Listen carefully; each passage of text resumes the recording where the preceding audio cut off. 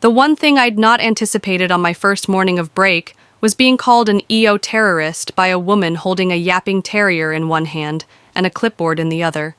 She tore up my gravel driveway in neon green flip-flops, eyes burning like I'd torched the forest. My offense a hummingbird feeder still in its box unopened.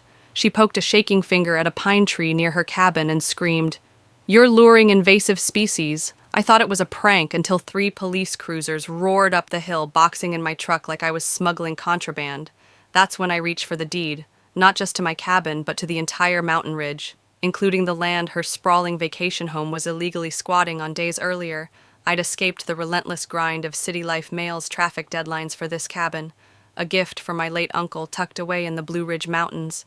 The road was a twisting ribbon of gravel, thick with weeds retaking their territory. That first evening, I sat on the porch, coffee in hand, as stars broke through the sky. The quiet was so keen it hummed a bomb for my far-away nerves.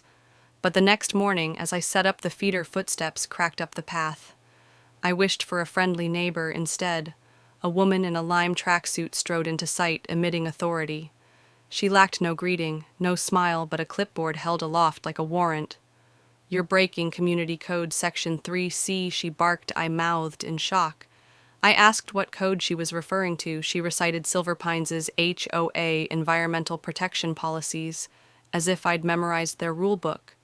I explained this was private property belonging to my uncle for decades, and I was simply here to unplug. She laughed, holding her dog. "That feeder brings in hummingbirds. Hummingbirds bring in predators. Predators harm our pets." She cooed to the terrier, "Don't worry, Biscuit, you're safe." I mock it slipped off her face, twisted, and she called her phone, voice ratcheting. "I'm reporting an environmental menace in a non-conforming building." He's aggressive. She knew my address somehow. And Biscuit yapped like a miniature enforcer. I thought the cops would get the ridiculousness and depart, but when 3 vehicles ringed my cabin, I understood she had pulled the lead officer. Stone-faced asked for identification and proof of ownership. I remained calm, retrieved the deed from the lockbox in my truck, and presented it to him. He read it, then read it again. Eyebrows rising, "Sir, this indicates you own 250 acres, the entire ridge."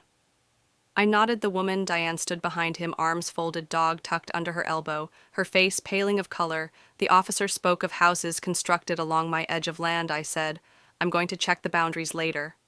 Diane took a step back, stammering that the deed was counterfeit. Another cop interrupted, "Ma'am, this was filed 20 years ago. County records verify it." Her mouth hung open silently. Biscuit, shaking the police, departed, but the peace didn't come back. I sat on the porch, replaying her temerity. This wasn't about birds or animals. It was about control.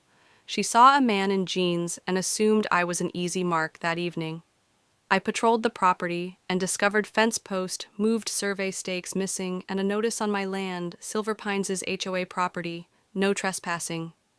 Diane wasn't merely crazy, she was plotting. I headed into town, shopped trail cameras, private property signs, and a drone. If she wanted a fight, I'd be buried her in evidence. As I installed the equipment, a shadow passed my window. Diane stood at the edge of the driveway, taping a flyer to a tree. It said, "Unauthorized structure under investigation, fines pending." Her name and a forged seal covered it. The fight for the ridge had commenced. For 2 days. Diane disappeared. No flyers, no dog, no clipboard. The quiet was like a coiled spring. I knew she wasn't finished on the 3rd morning. I saw her from my porch, holding cord on her deck, with 8 neighbors waving like a general. Rallying the troops, binoculars picked her out, pointing at my cabin, waving a piece of paper like it was scripture. A woman gasped. A man checked his watch. Impatient Diane was spinning a tale, and I was the culprit. Later on, I spotted a new flyer tacked onto a tree violation. Improper waste disposal, accusing me of dumping poisons. My compost bin and a few leaves were the only proofs. More flyers covered the trail. Each, a new lion-painted cabin, illegal solar panels, unauthorized digging. She was constructing a paper trail, not for me, but for her followers. My trail cams captured her at midnight, taping flyers, looking for cameras, lacking the hidden one. Capturing her every move, I created a cease and desist letter referencing my deed and issuing threats of litigation. I handed it to her doorstep, she responded while wearing a bathrobe, sunglasses concealing her eyes, and shrieking about my threats. As I turned away, her voice cracking, "Your feeder still non-compliant."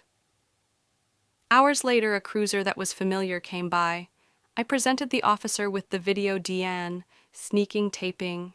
Trespassing, he laughed, called it harassment, and made a USB copy, admonishing her actions could become criminal. He advised official no trespassing signs. I followed him to her house. Then chaos exploded, shouts reverberated from her driveway.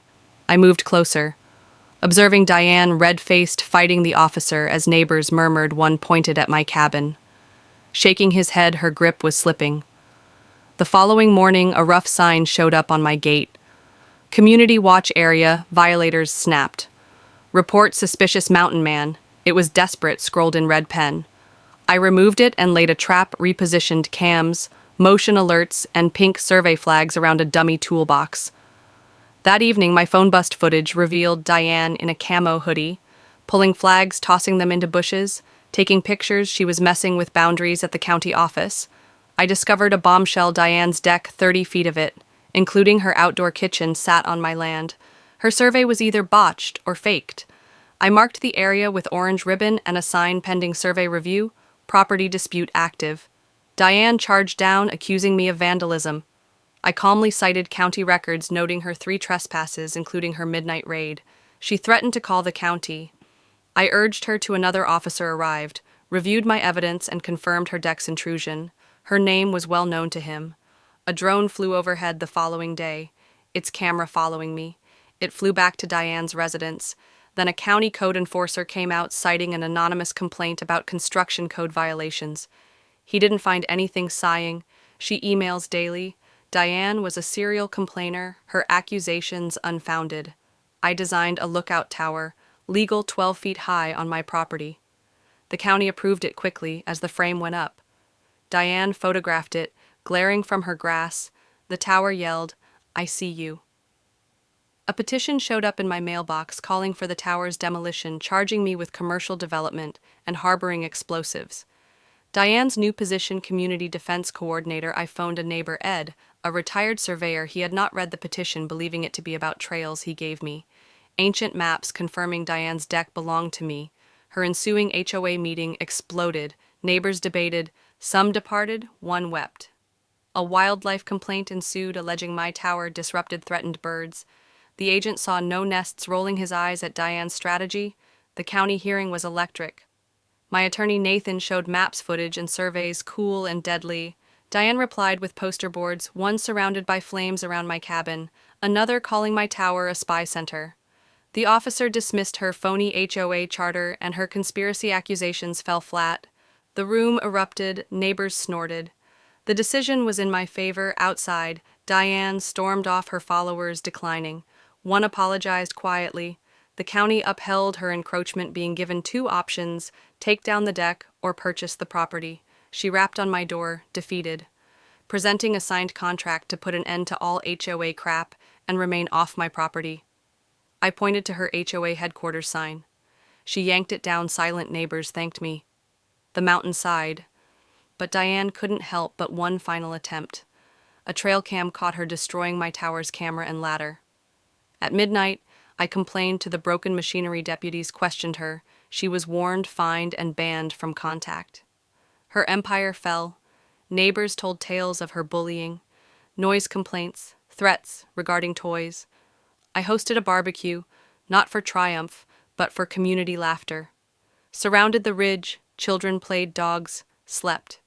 Diane's blinds remained closed.